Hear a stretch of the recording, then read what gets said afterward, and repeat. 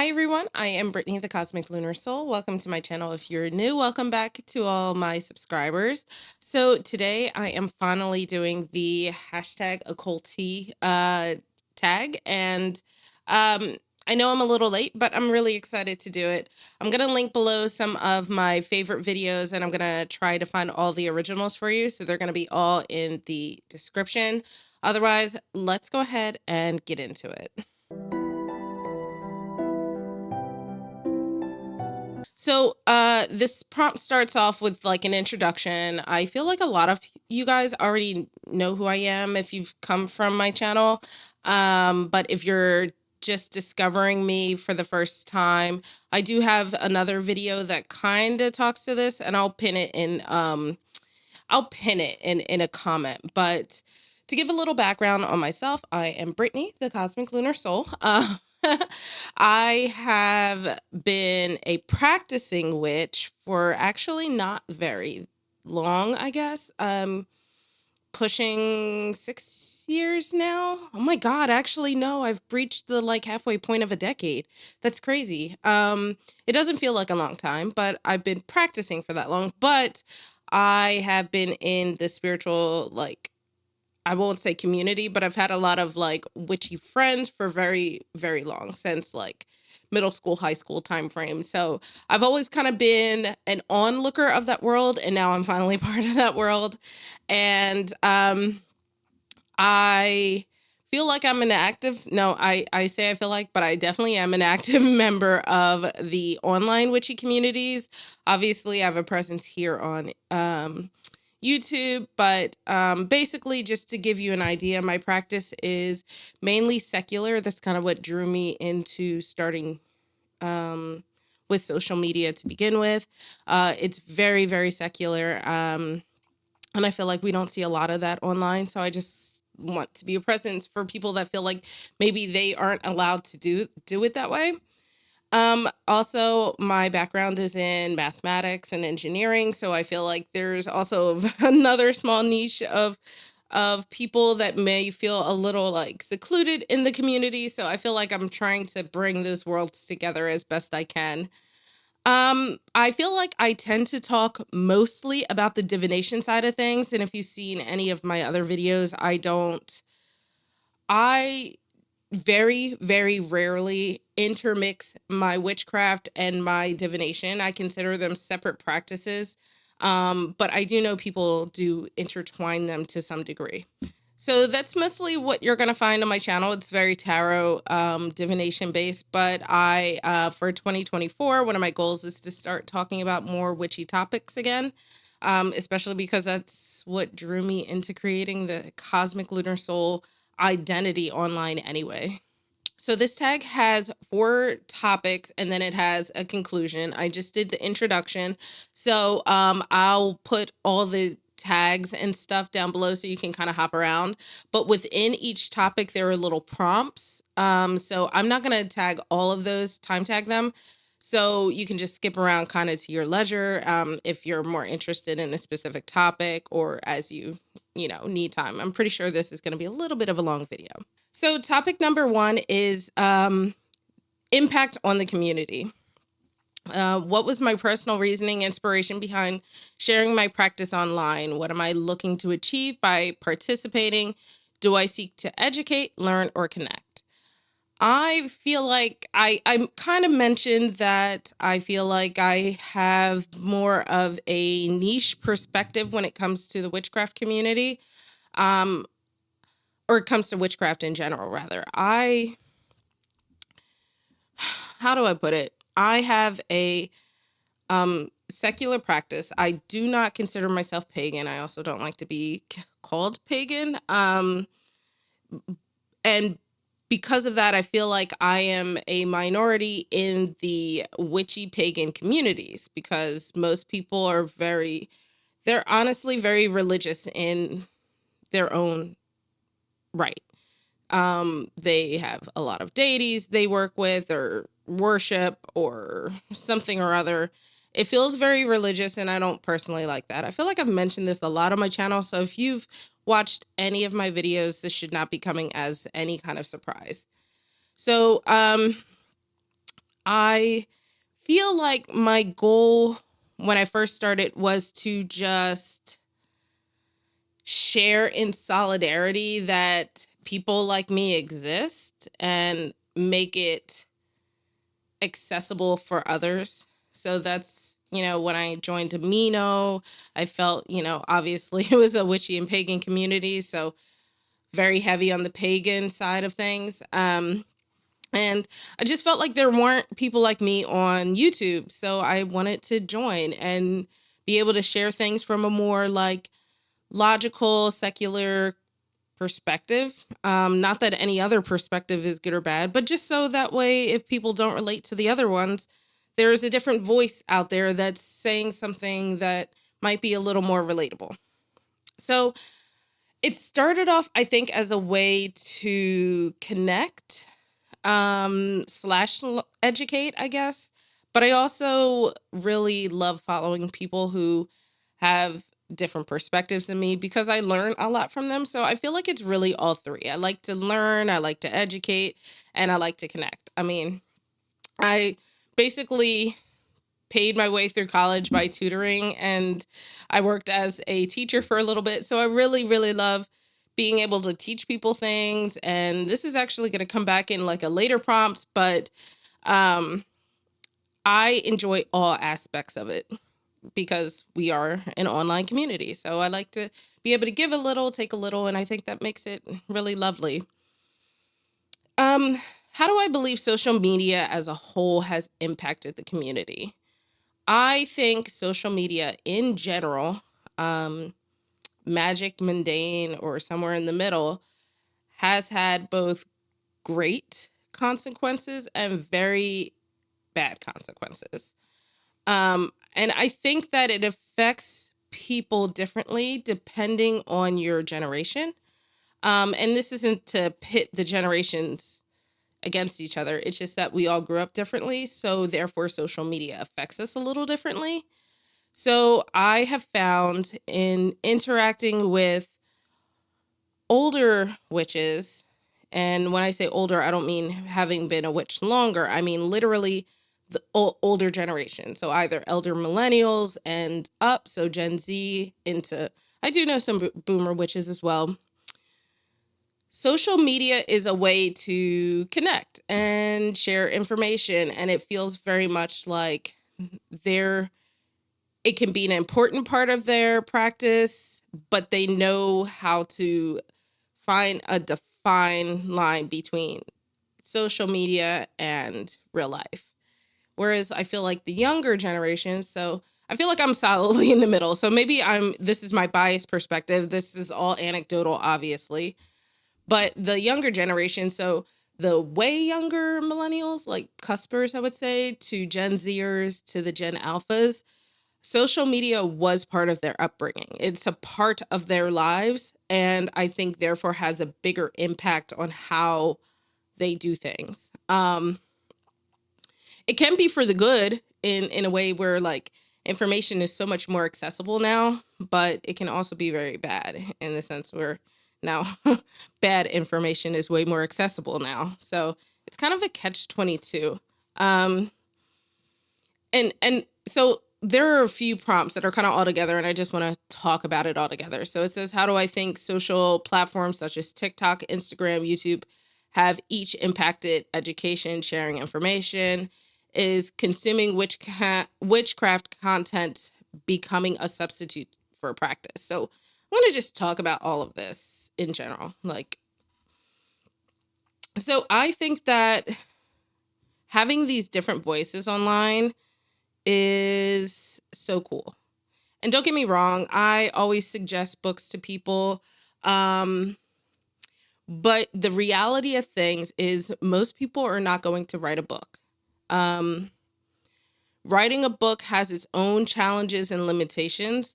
So having social media opens up the world to these voices that have things of value to share, but we're never going to put it together in any kind of book. And I think that's awesome.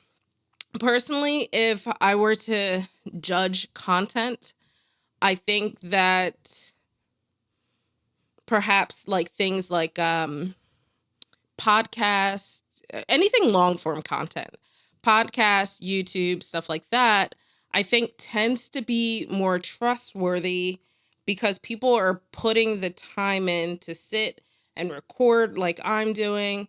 They are most likely preparing something ahead of time. And this isn't to say people don't do this on other platforms, because I definitely do, regardless of the platform. But there's definitely more of a process, and I feel like it creates checks and balances, right? So I'm recording this, then I'm going to have to edit it. And anytime I feel like I catch something that I've said maybe slightly off, or I can want to clarify, I can put little captions in, or I can put them in the comments, and that's available for people to see. But short form content is very easy to just kind of say the first thought that comes to mind, whether it's completely true or not. Um, I don't think it's always intentional. I just think that, TikTok and Reels kind of gives people the ability like to join in a conversation that's happening, which is awesome. But sometimes they join in without fully understanding the full picture, and you see bits and pieces of conversations, so you're never quite sure what's right. And I feel like we saw a lot of this like a few years back with the whole witch talk drama, where like every other day someone was hexing someone else, some big, you know, someone with a big platform was hexing somebody else with another big platform because they disagreed on something. And it was basically like, it became such a joke that we started to call it the witch talk wars. It was it's stuff like that where people just sometimes the short form content allows people to be too perpetually online. And I think that is probably the downside to social media.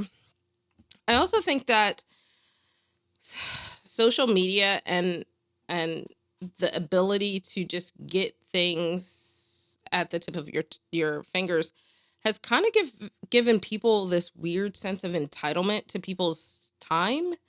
And I see this, I think, reflected more so on forums and in like actual communities and groups and stuff like Facebook groups or Amino or something like that, where people just think that the other people in the community are there for nothing but to answer their questions.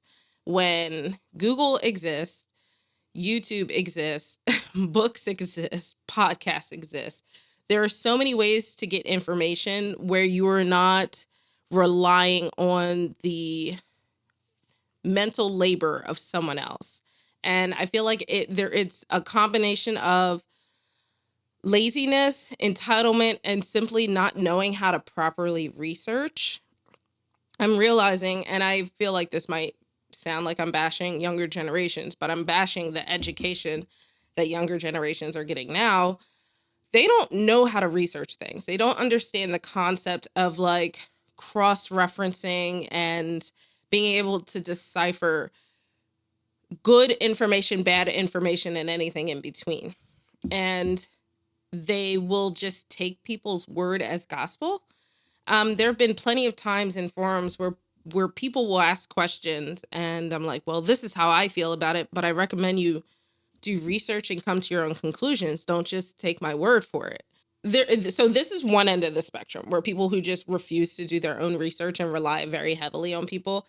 And this is not a knock on like you must read books, or and if you don't read witchy books, then all the information is bad. I'm not trying to say that in any regard. What I'm trying to say is um because I know people don't all learn that way, right? We all learn in different ways. What I'm saying though is you need to find a variety of sources and compare the information that you're getting. And then because I come from a very secular practice, I talk about this in my witchcraft is spicy science video. Um, Witchcraft is a craft. You have your practice, you should be practicing. And that is how you figure out what does and does not work for you. Um, like a lot of the big ones are correspondences. Like there's kind of like the generic correspondences of like plants, for example, that are fairly agreed upon, but then there are like as you are using certain plants, you start to realize like it affects you in a slightly different way than it says like on paper. So it's part like doing your own studies, doing a little bit of trial and error to see how it affects your practice and whether you like that or not. And people don't I would say more now than I recall in the past, people are less willing to do that. And I feel like it's annoying. I feel like it's a level of laziness and entitlement.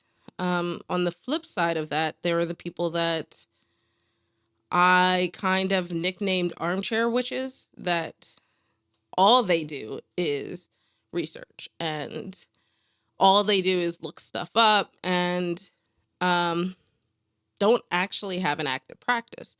Now, that is fine if that's what you want, but a lot of times these people will come into forums and they'll say like, "Hey, when do I know that I'm ready to practice or to do a spell?" And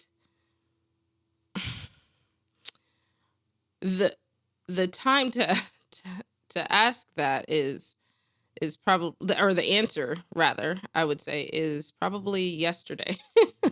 um you're never going to get better at something if you don't try it, right? So if I spend all of my time studying about a sport, watching different games, learning the technique, I might have a good idea how to do it, but until I actually apply the things that I'm learning, I'm never going to get better. That's just how it works. So I feel like, I might have called them armchair witches because they basically like to just sit and read about everything. They kind of sit in their armchairs and or sit at their desks, and that's all they do. It's like being a career student, but never actually applying the lessons that you're learning.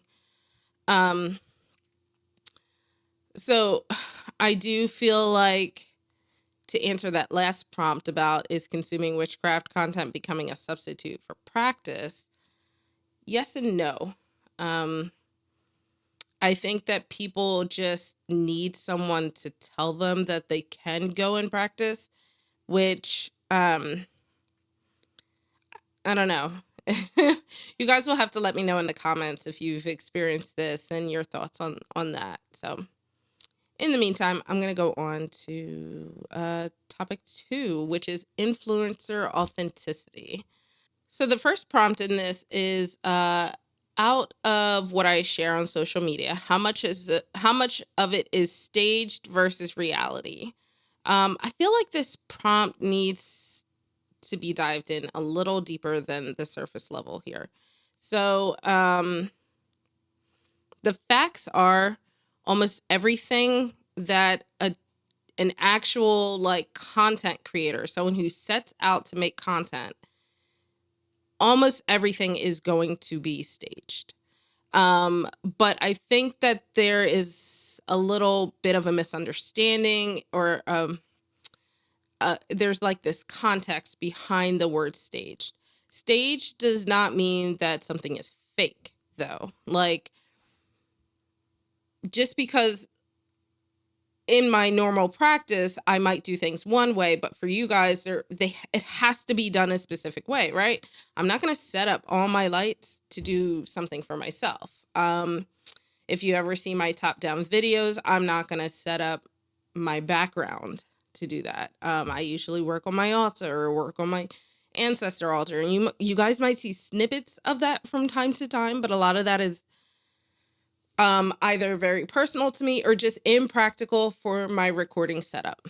So the reality is almost everything I do is staged. How staged depends, right? So if you go back to my ritual oil series, you'll see a different setup than I have now. That was kind of when I was still kind of figuring out what parts I wanted to show you guys versus like the workflow of my content creation, and you can actually see me using my working altar. But that requires a lot more steps to get things prepared for you guys for the recording. I have to move the camera around. I have to make sure the lighting is better because now it's in the middle of the room instead of being right here on the desk. And it's a lot more work, and there's much more variety that's involved in there. If I had to record it as a voiceover video because of the microphone setup. So a lot of things that I do for you guys is based off of ease of workflow for me and clarity for you. So that means you can hear my voice clearly, you can see things clearly. Um, and that just means I need to compromise on how my setups are. That doesn't mean that any spells that I show you are fake. It doesn't mean that I don't use some of those things in my personal practice. It just means that I set them up differently for you guys. Um, and if you've ever done anything in school, right? You watch a teacher do specific setup of something um, to show you guys the step by step of things. But then when you watch her do it, she might skip a few steps, or she does it slightly differently because she has her own practice that works for her, but she's giving you guys the basics. We have Luna here joining us. Say hi.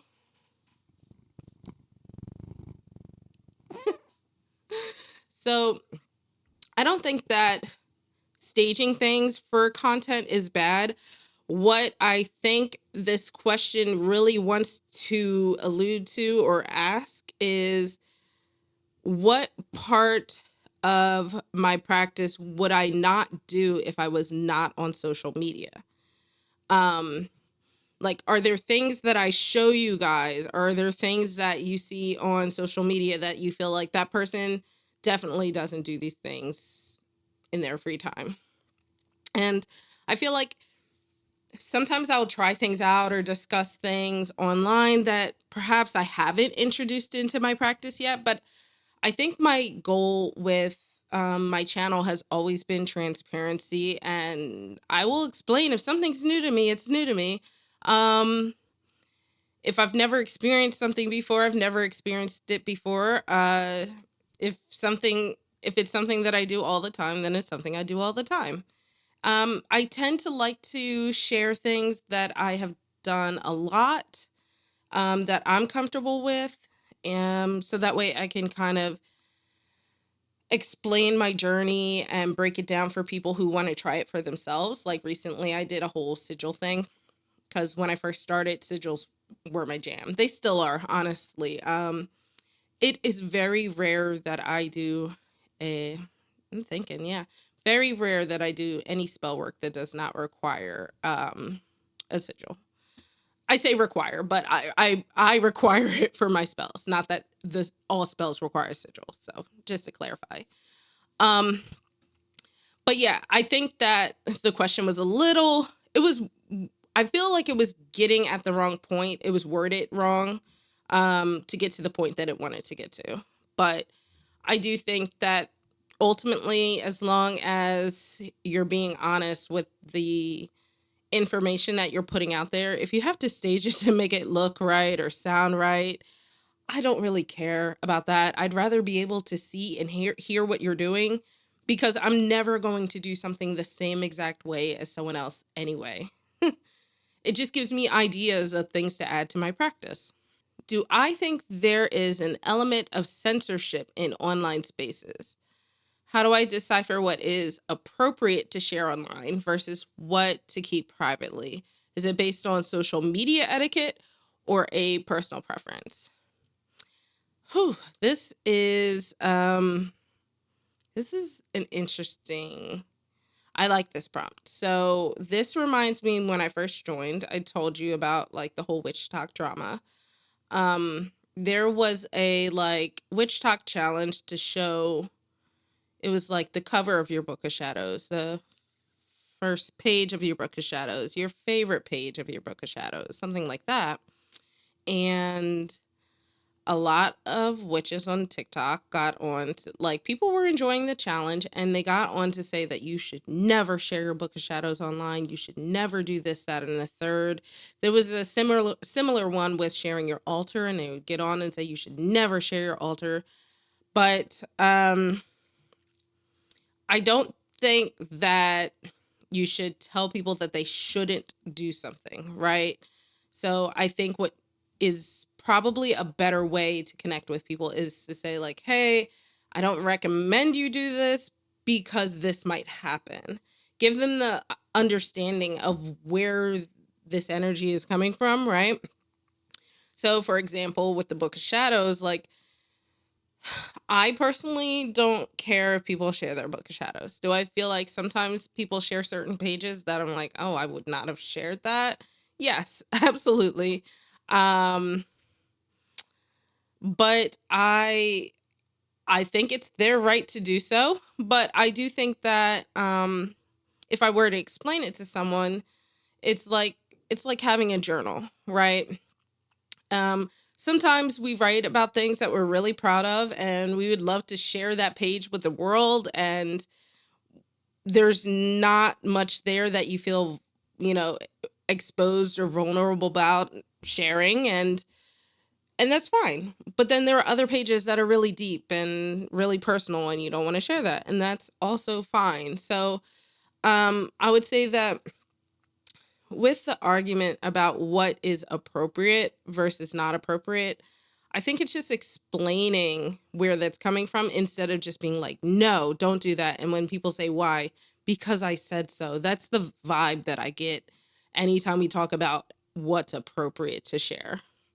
But the reality is that you're opening yourself up to sharing something with others, and they can therefore affect it in some kind of way. It's just like opening your home to someone, right? You wouldn't invite your like class bully to your house, right? Because that is your house is your personal space. You're not going to, share it with others. You're most well, you shouldn't do this, but you're not going to do a walkthrough of your neighborhood and then do a walkthrough of your house, and then people online can see your space, and then they can, find you, stuff like that. So that's like the mundane version of sharing your altar and sharing your book of shadows. Personally, I don't mind sharing certain things. I feel like I am confident in the protections that I've set up for myself and my space, that I don't worry about sharing certain things. Um Now, like, when it comes to sharing spells, um some spells I think are worth being shared with people, especially because a lot of my channel it is formulated around empowering people, giving them the confidence to do stuff centered around like self-love and stuff like that. So I love sharing my own personal spells for like ritual baths, for protection and clearing of one's space, stuff like that. It's very meaningful, and I feel like I'm not necessarily going to share the exact stuff that I do because I don't want people to dismantle it, if that makes sense. But I will share the foundation of things and allow people to build off of it. And I think that's totally okay. At the end of the day, you can share what you're going to share. Honestly, I'm I have been friends like mundane world. I've been friends with people that are very much oversharers. I do think it's uncomfortable to some degree sometimes, but at the end of the day, if someone's comfortable with sharing, then they're comfortable with sharing, and there's nothing we can do about it. Okay. Next one is, have I ever encountered or heard of grifters in our community? Do I recognize them? What are significant signs of grifters in the community? So I feel like I have a two-part answer to this. There's the tarot community where the grifters are insanely obvious to the point where, and I feel bad for saying this, if you allow yourself to get scammed by these obvious scams, then that is on you. Now, in the witchy community, I feel like they are very subvert. There is a little bit of overlap between the two, but in the witchy community, and I noticed this during one of the witch talk wars, where one creator just kind of said some what I consider to be some problematic things, kind of low key doxed a few people, and then came out with a book. And I'm like, the it, her doing all of that garnered a lot of hate following. And in response, I don't think it was necessarily in response to it. It's just this is the timeline of how things happened. So after that, after gaining some hate followers and then maybe some actual followers, she put out a book, which honestly was not well received in a lot of the witch talk community, because it seemed very much like copied and pasted from every other beginner witch book. So I feel like it's harder in the witchy community to find people who are grifting unless they are out and out coming out like, hey, I sense your family has been cursed. DM me to get it removed or something like that. Or they reach out to you like, oh, your spirit guides reached out to me and said that you have a blockage. Reach out to me to get it removed. Stuff like that. Those are obvious, I feel like. But there's so much information being put out there, and there are so many people that claim to be things that they're not.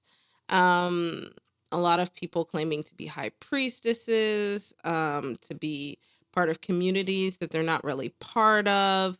I see that very much more so in the hoodoo community, which is, I mean, I know we're talking witchy, but just zooming out in the magical community in general. I see a lot of people claiming to do hoodoo, which, I mean, there's a famous author, what's her name? Catherine Yarnwood or something like that. She's one. So like, and people still to this day buy her hoodoo books, and she's there's a lot of conspiracy around her. Just look it up. Basically, her partner is into younger people than he should be. Trying not to get my content flagged. She has said things against people who are not, so it's just but then has the nerve to be in to make money off of hoodoo, which is, so it's just a whole thing. I think that grifters in the witchy community are very, very hard to spot.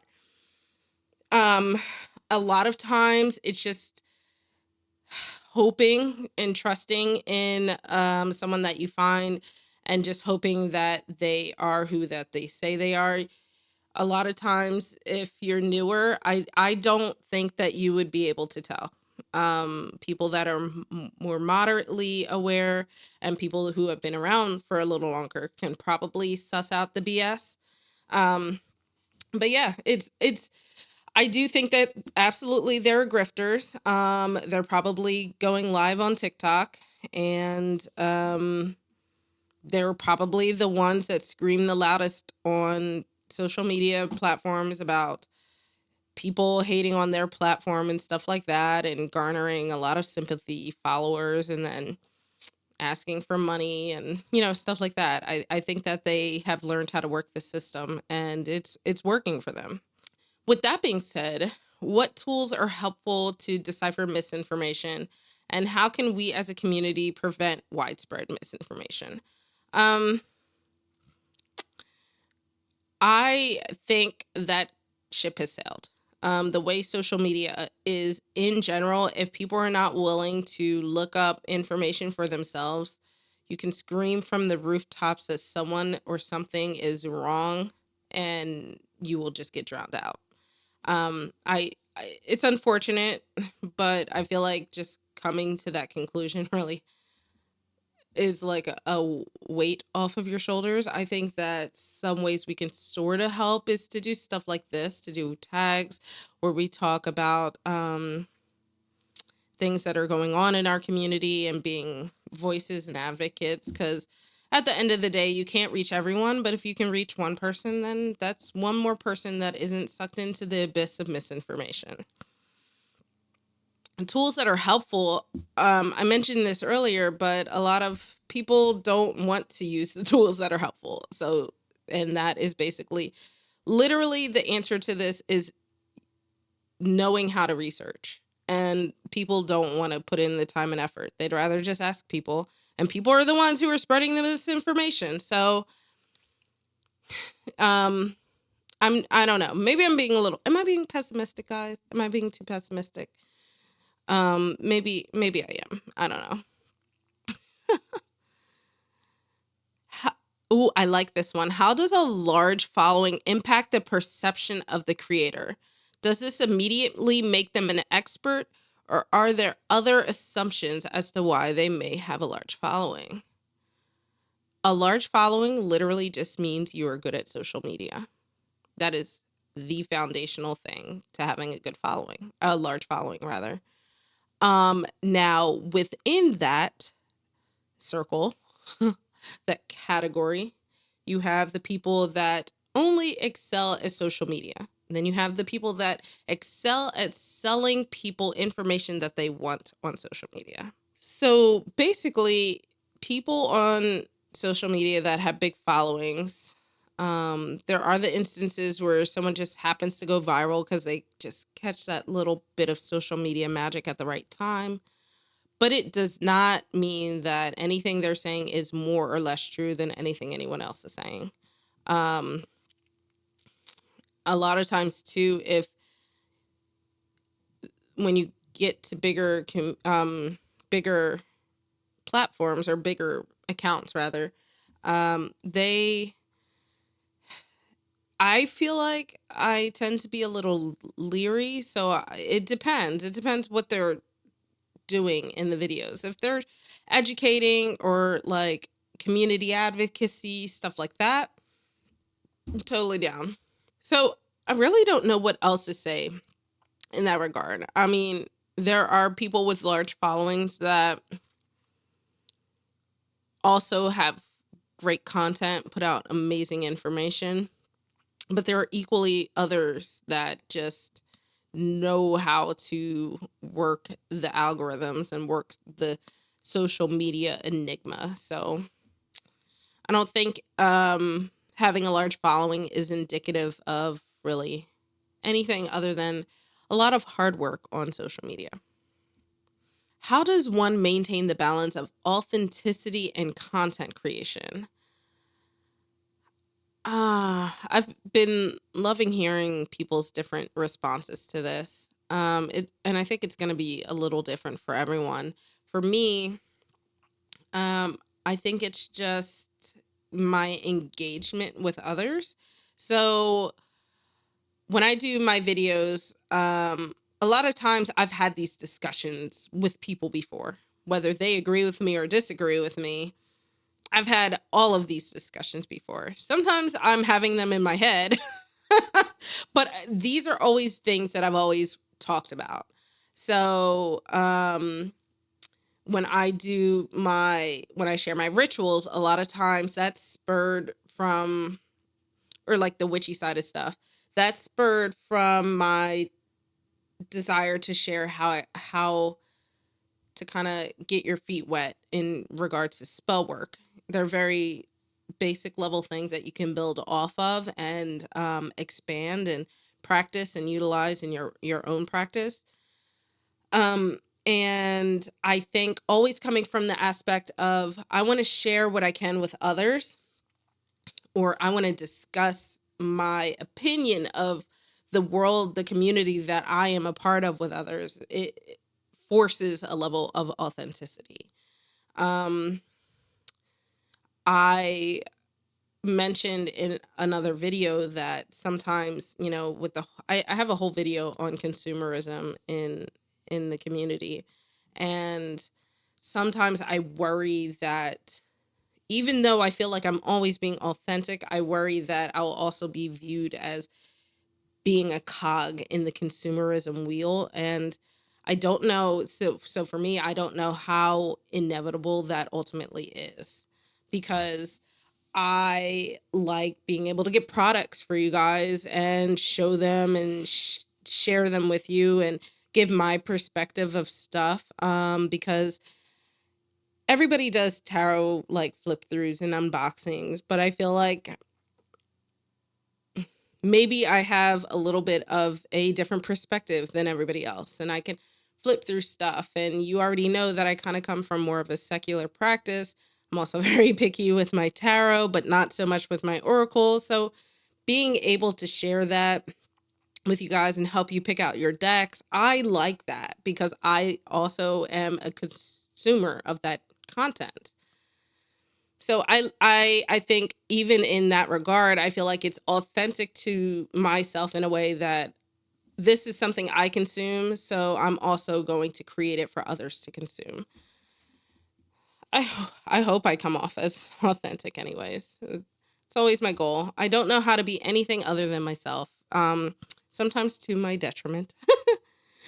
uh so speaking of myself, let's go on to topic 3. This is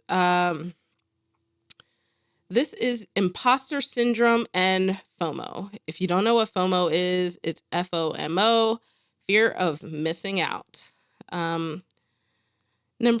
First prompt, when I follow other creators in the community space, does it make me feel genuinely inspired and empowered, or does it create feelings of FOMO and being less than? For me, I my FOMO resides from like feeling like I can't get my hands on something, like a limited tarot deck or um I don't know, something like that. It's usually only tarot. I feel like I don't have much FOMO in regards to people's practices, but sometimes they'll have something that I like um just like an item. It's very, I like stuff. I like stuff. I feel like I was probably a dragon that hoarded coins in a past life because I like stuff. Like I have a cool candle carver that I've used like twice because I use rolled candles, but I have one. So th- my fear of missing out has nothing to do with um the things people are saying, um any of their practice. I really don't care about that. Have never been one to be pressured into doing something a certain way, because I feel like society would think something of me. My mom, since I was a kid, has always called me a rebel without a cause, so I could not care less. But you dangle a one-off tarot deck from like a creator that I love, and I know it's probably a topic that a subject, a theme deck that I would never use, but I want it. That is my FOMO. My FOMO is consumerism. I feel like in a past life I was one of those grannies that would watch the shopping network and just call at like 11 p.m. because I don't want to miss out on the sale. So I don't think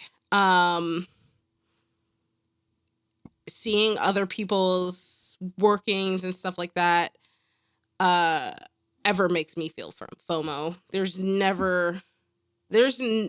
nothing. I I feel like I'm an old soul, and I always have been, and there is nothing anyone can ever do to peer pressure me into doing anything. So, with that being said, I do find inspiration in people's posts. And a lot of times I find inspiration in the sense of being a content creator, not necessarily my practice. I feel somewhat beyond being inspired by other people's workings. Instead, it generally manifests as discussion. So when I'm talking with people, like when I'm on my Discord and we're talking about witchy stuff or tarot stuff, it's more of a back and forth discussion about like methods of divination, talking about like shuffling. We can talk about, opinions on certain magical workings. That is where I tend to get my inspiration for how I'm going to switch things up or change things up. The only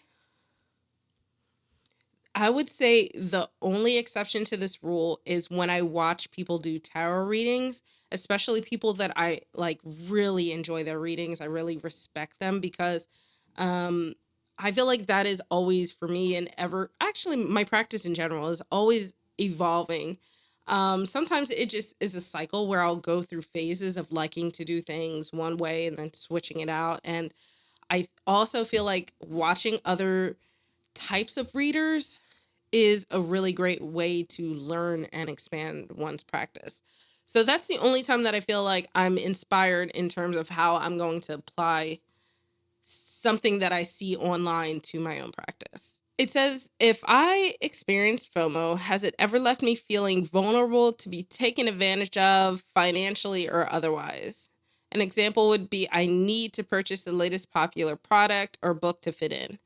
Um, like I said, I've never once felt I need to buy something or else people might not like me. Could not care less. But my goblin brain does make me want stuff, and it is not just magical stuff. I like gadgets. Like can you see that? No, you can't see it.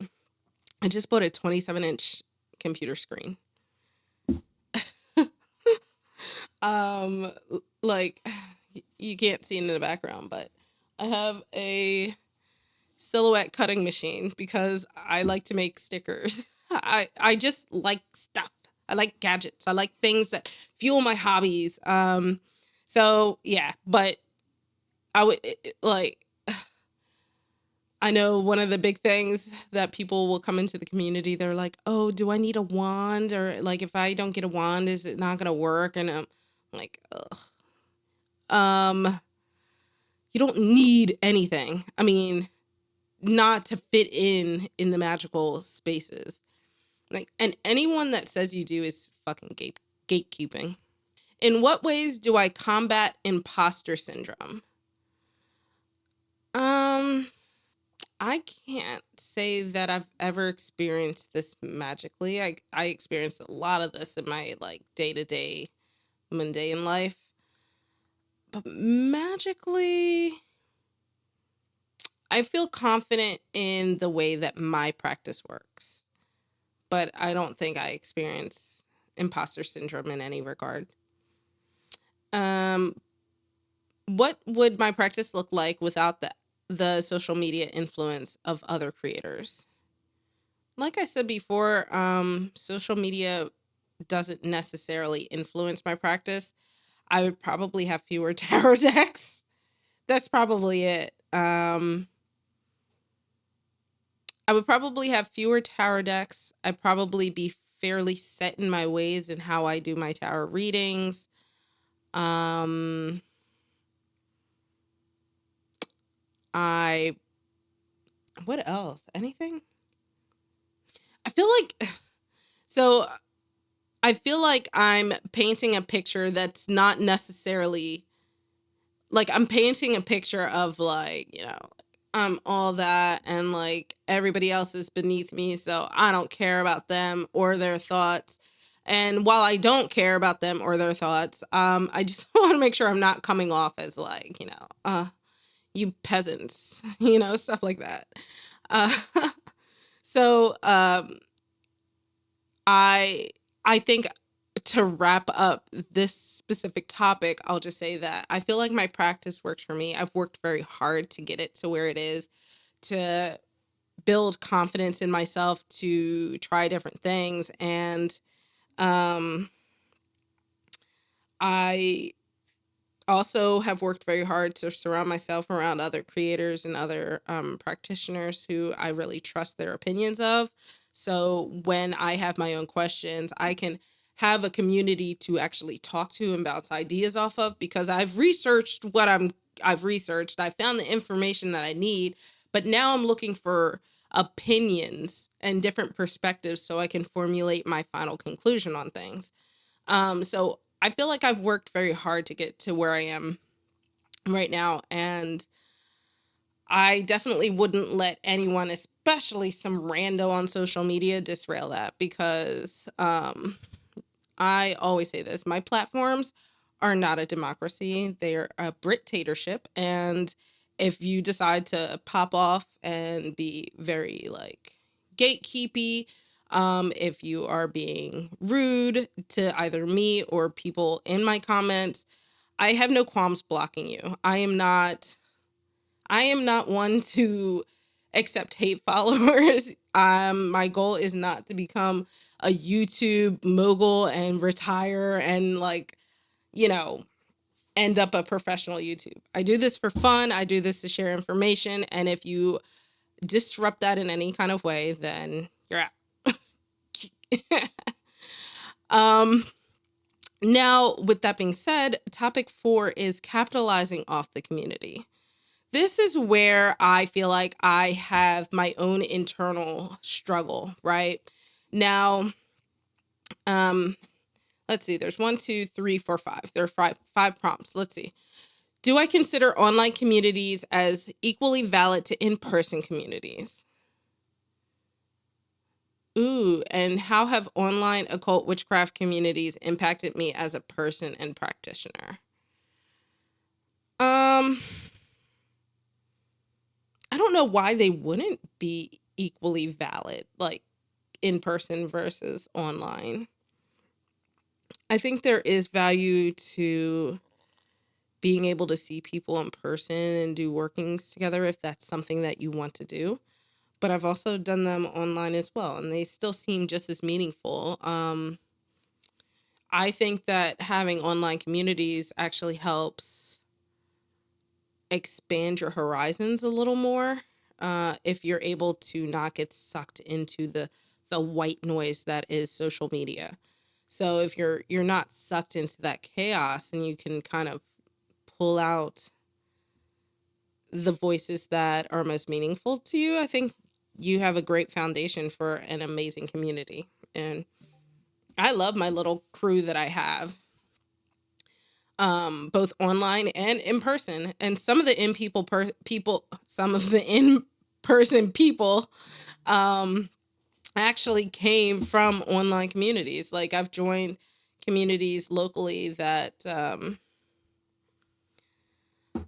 uh, I've really enjoyed certain people, so we hang out and we go do witchy shit around town, and I don't know, I like both equally.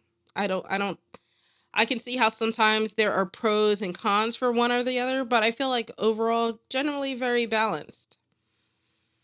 Um I would say that the online witchcraft communities, the occult communities, have been very important to me as a practitioner, because um I didn't over the years, I have since moved away from my witchy friends. So I didn't have a support group. Now, I do want to caveat, like, I consider myself a solo practitioner. Almost all of my workings are going to be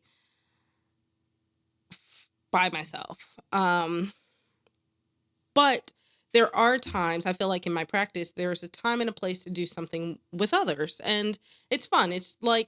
It's basically like I enjoy knitting and crocheting by myself, but I also joined a knitting circle because that's fun too. I like reading by myself, but I also joined a book club because I enjoy talking about certain books sometimes. So I think that even though I consider myself to be a solar practitioner, I enjoy the community. I enjoy the friends that I've made. I mean, I wouldn't have my Tarot Time collab with Priscilla from A Life Full of Simplicity if I didn't join online communities. Um, I had a little witchy pen pal for a little bit, and who I should probably reach out to. I've not spoken to her in a long time. I've like recently, I one of my buddies, I sent a tarot deck that I wasn't going to use to her because she mentioned in one of my videos or commented that she really liked the deck and was going to put it on her wish list. And I was like, you could just have it. I it's nice, but it doesn't fit in my usable collection.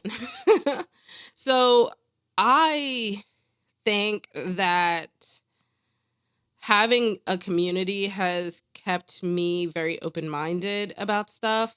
Now, don't get me wrong, some stuff still I'm just like, no, this is straight bullshit. But other stuff I'm like, oh, okay, that's kind of cool. And I get the perspective of things from a point of view that I would never be able to come from. Like I mentioned, religion has no place in my practice, but hearing other people's way of tackling things that do come from that perspective is also very interesting regardless.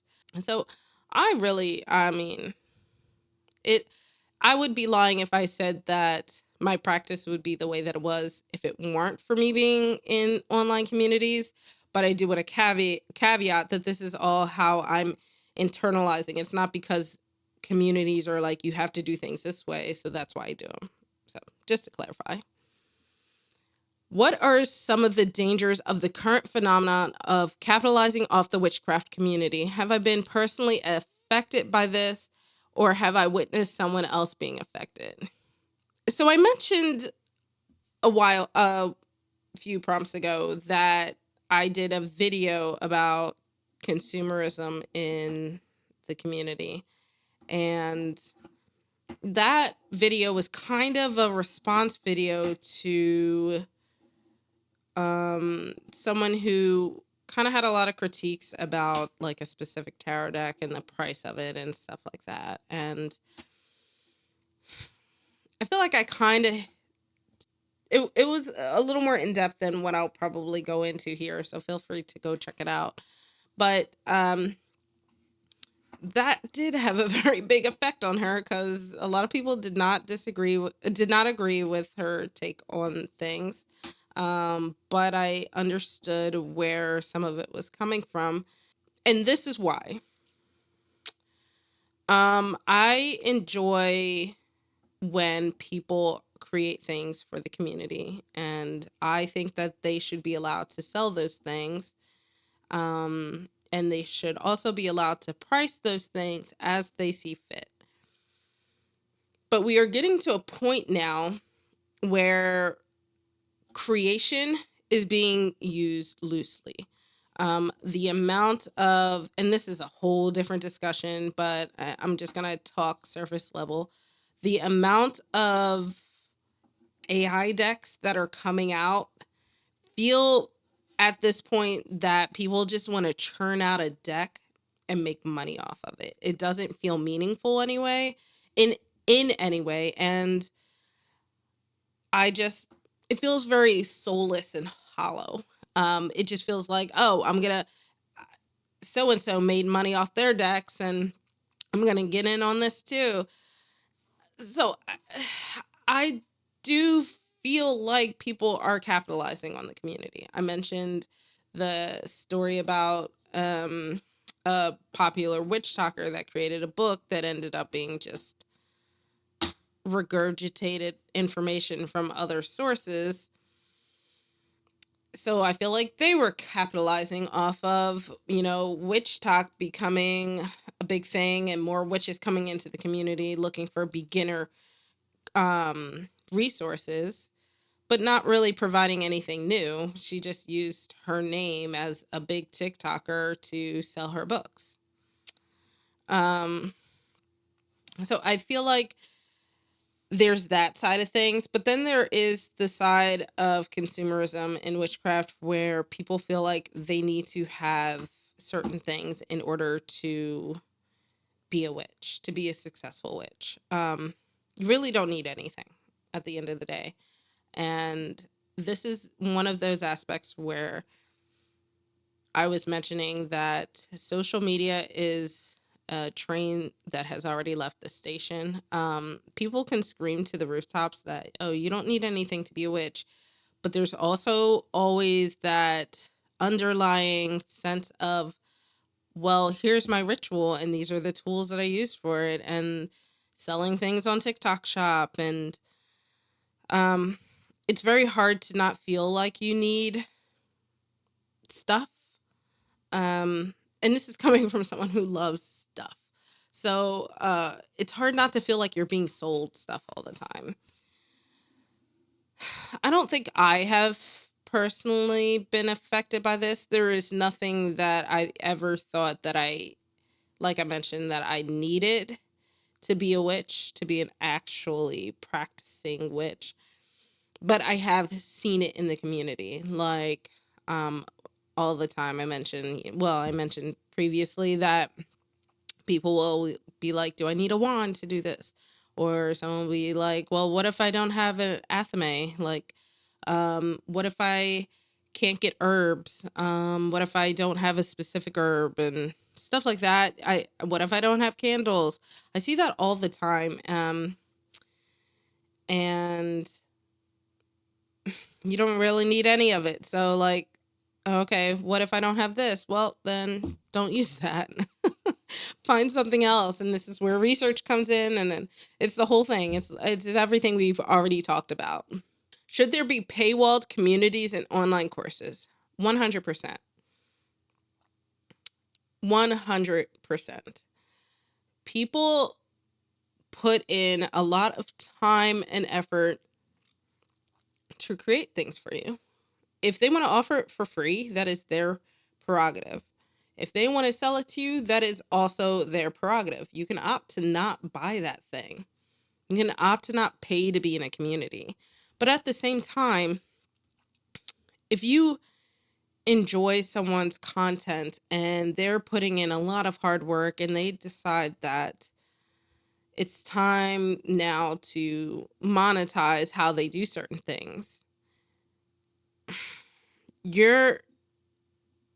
they are well within their right to do so.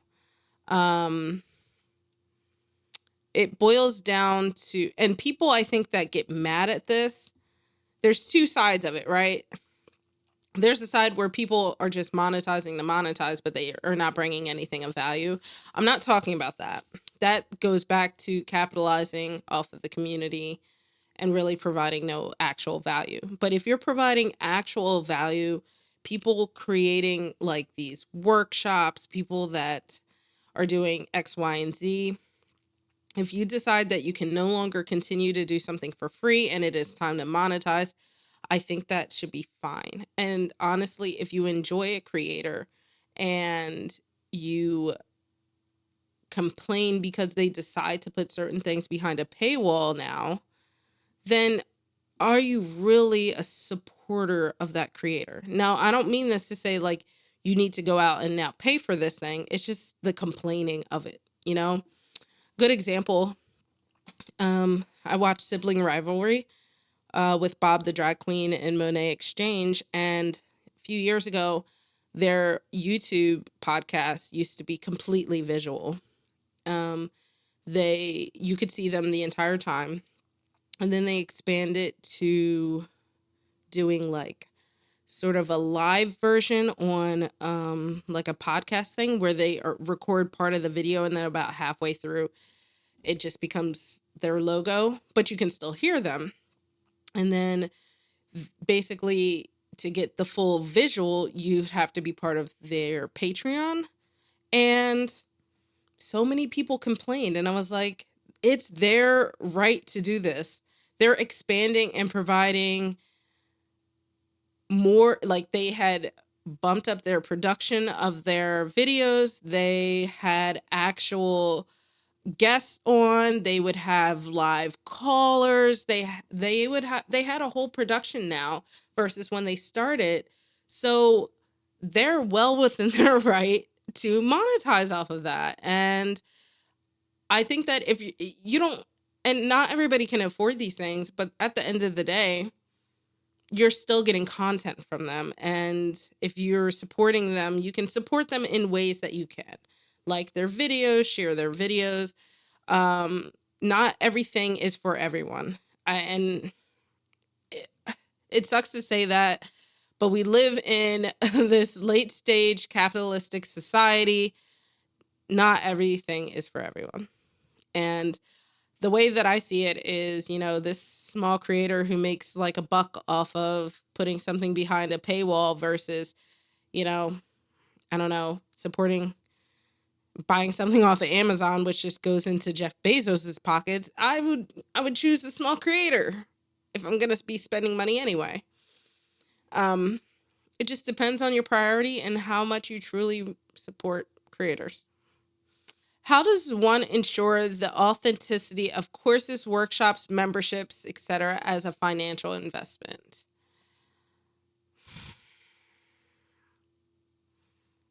This one's hard. Um, I would say this would be where if you discovered someone through, like, maybe you found out they do paid workshops, follow them for a while, see how they engage on social media.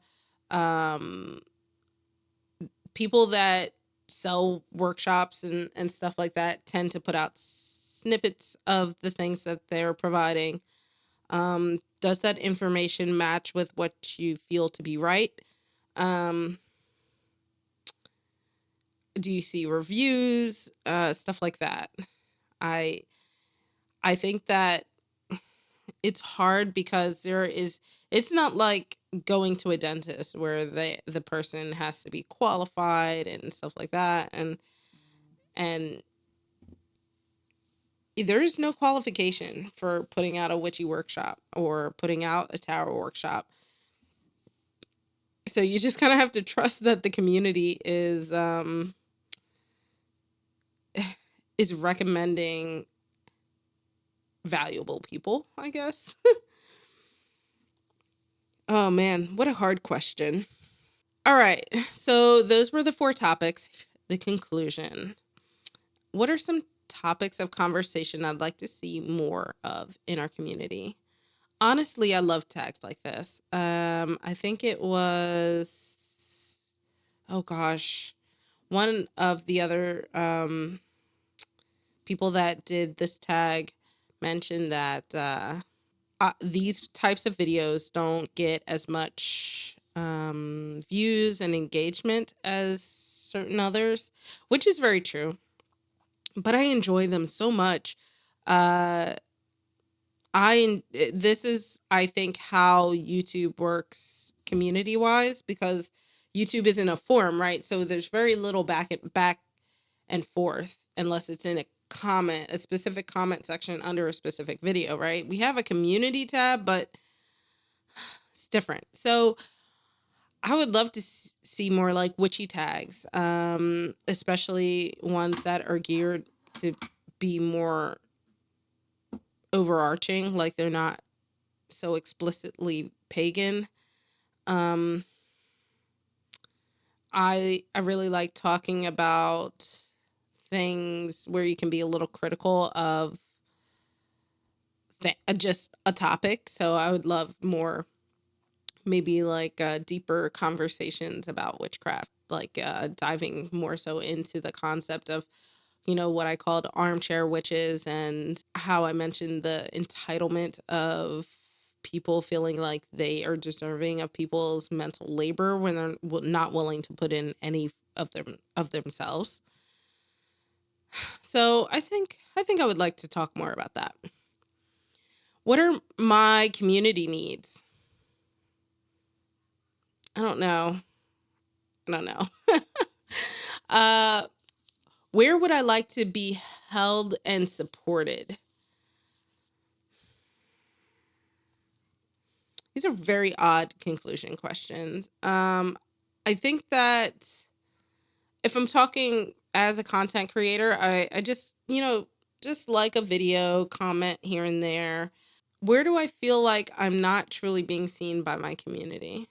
I mentioned in the very beginning of this video that I share content because I feel like I come from a very niche perspective, right? Um, And not to say I'm the only one, obviously I'm not, but I come from a very technical background.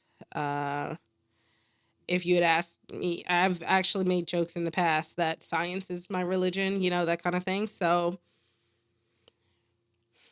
the woo woo side of magic is a little unrelatable in a lot of ways. So I feel like a lot of content is not made with me in mind, or people like me in mind. So I wish there was more presence of a secular community, um, and therefore we could grow the secular community. And I have joined secular um, communities, and because everybody is grouped into one community, there people don't realize there are levels of secularity. um, there are people that come from a more philosophical point of view, and then there are some that come from a more scientific point of view, and they don't always match. Not that that's a good or bad thing. It's just that I would like for the secular community to get to the point where, like, just like the pagan communities, you have your Greek pagans, you have your, oh gosh, can't think of things. Means I've been recording too long, but you have your different variety of pagans that celebrate different things. I would like to that communities tend to celebrate and highlight, and I would really like secular witches to get to that point. That'd be really cool. Um, which means that I should probably make it my goal to be part of that and put out more content. But I'm trying. How can we help each other in removing the external peer pressure and grow in community? I mean, it's not my job to help you survive peer pressure. Go to therapy. I don't mean to say that to weaponize that. It's just, if you're succumbing to peer pressure in the community, you're most likely succumbing to peer pressure everywhere, and probably need to dive deeper into that as a result. But I would say coming together as a community, or growing as a community, I think that's very hard to do as an entire community. Now, if this question is solely based off of a YouTube community, perhaps we could do more tags like this that talk about, critical topics within the community where we can critique them and discuss them and, kind of debate them even. If we're talking about social media as a whole, kind of feel like the TikTok ship has sailed. Instagram is its own little world that all communities are just a little bit different, and they have a different feel to them. Like Facebook is different from Amino's different from Reddit's different from Discord, and they um so I don't know a good answer to this. What do you guys think? How can we as a community do better when we receive criticism and feedback? um who is the criticism and feedback coming from? um some people are just criticizing to criticize, right? And in those instances, I don't care what your opinion is, because it's coming from a place of hatred or ignorance, neither of which I have time nor energy for. But I will say, in regards to feedback, it depends on the feedback. So um, I'm a leader in a few different communities, and sometimes we get feedback that makes a lot of sense. And we do listen, and sometimes, as just things ebb and flow, we need to adjust with them. But then others is just laziness. No, entitlement. Where they just feel like communities are too strict, and people that tend to complain about stuff like that tend to want to just do whatever they want and don't like that they can't. Um, I think that being in Discord and Reddit, I think that being able to talk through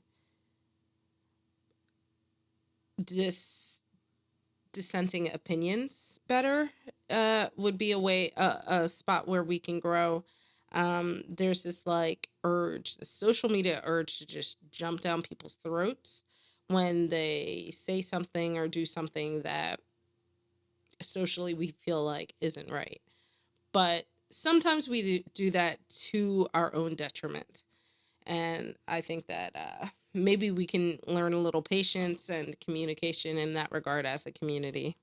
How can we as a community come together with more constructive criticism without it seeming shady or passive aggressive?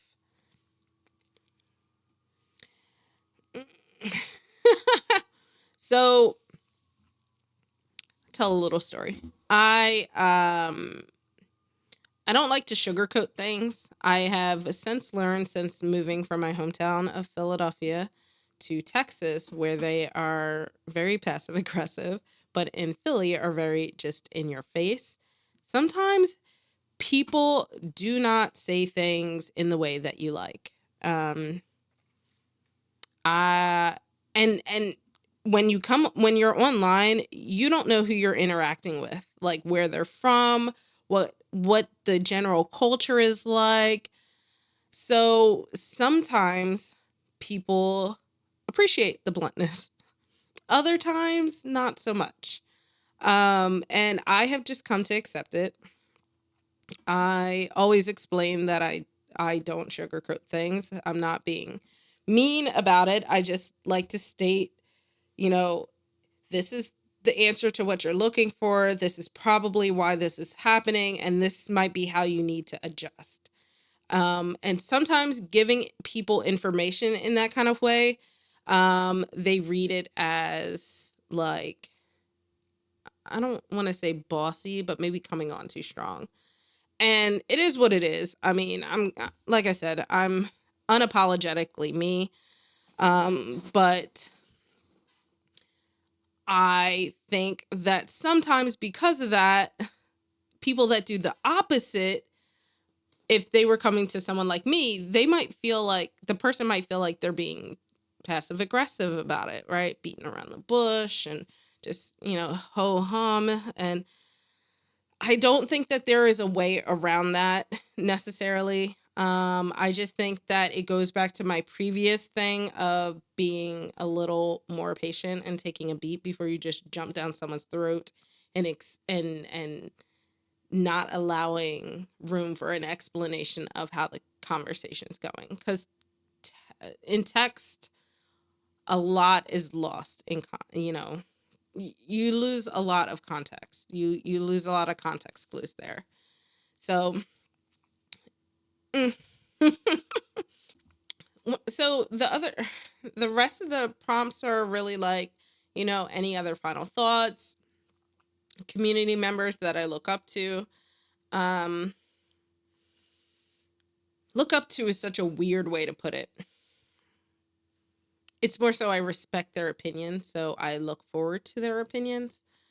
But I wouldn't say that I look up to anyone. I'm an adult. Do adults look up to people?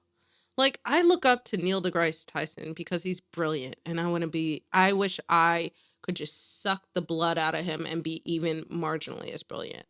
But I feel like the suggestion of the concept of looking up to someone insinuates that I'm not on their level, and I don't like that. So, um, I think a better word for this is maybe respect. There are a lot of content creators that I respect their opinions, and I do suggest to beginners.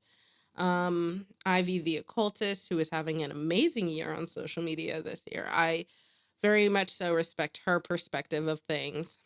Um, Thorn Mooney, The Witch's Cookery, some smaller channels such as A Life Full of Simplicity, Aquamarine 18, Tarot and Books, Robin's Reflections. There's so many different channels that I really I really enjoy seeing their journey, seeing their content, and anytime they do tags, I just know that I'm gonna really enjoy their discussion, their side of this back and forth that we're having, right? Um, so yeah, there are plenty of people. If you have some that you like, tag them below so I can subscribe. I'm always looking for new subscriptions. I wish I had time to like go through everyone and everything, but c'est la vie. But I don't think I have any further thoughts on this, but I do hope that we have more tags like this in the future. Um, Maybe parts of this, if we see a common theme amongst videos, we can dive deeper into that as a community. And otherwise, I hope you guys enjoyed this video. I know it's probably a little bit longer than my normal stuff, but hopefully I didn't bore you to tears. um if you enjoyed this video, make sure you like it, hit that subscribe button and that notification bell, and I will see you in the next one. Bye, guys.